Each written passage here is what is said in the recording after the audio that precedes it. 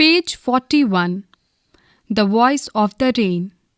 Poem by Walt Whitman. "And who art thou?" said I to the soft falling shower, which, strange to tell, gave me an answer as here translated. "I am the poem of earth," said the voice of the rain. "Eternal I rise, impalpable, out of the land and the bottomless sea. Upward to heaven, whence, vaguely formed, altogether changed, and yet the same, I descend to lave the draughts, atomies, dust layers of the globe, and all that in them without me were seeds only, latent, unborn, and forever, by day and night, I give back life to my own origin, and make pure and beautify it. For song, issuing from its birthplace, after fulfillment, wandering, wrecked or unwrecked, duly with love returns." Impalpable. Something that cannot be touched. Lave. Wash or bathe. Atomies. Tiny particles. Latent. Hidden. Page 42. Think it out. First, 1. There are two voices in the poem. Who do they belong to? Which lines indicate this? 2. What does the phrase "strange to tell" mean?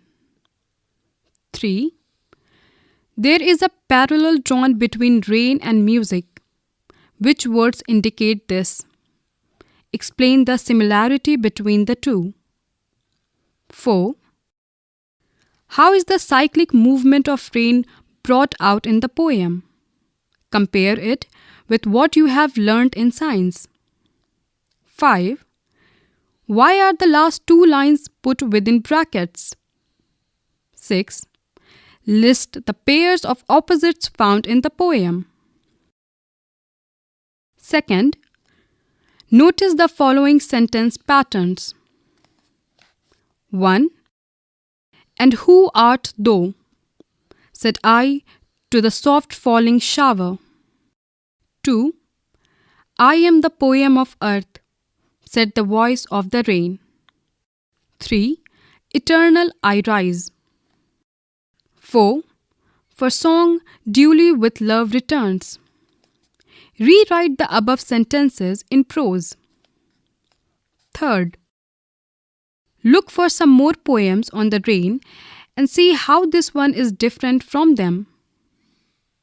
Notes: this is a nature poem celebrating the coming of the rain. Understanding the poem. 1. Voices in the poem. 2. Sense of the poem. 3.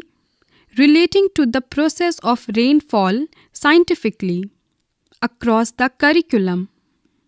4. Noticing sentence structure in poems. 5. Comparison with other rain poems.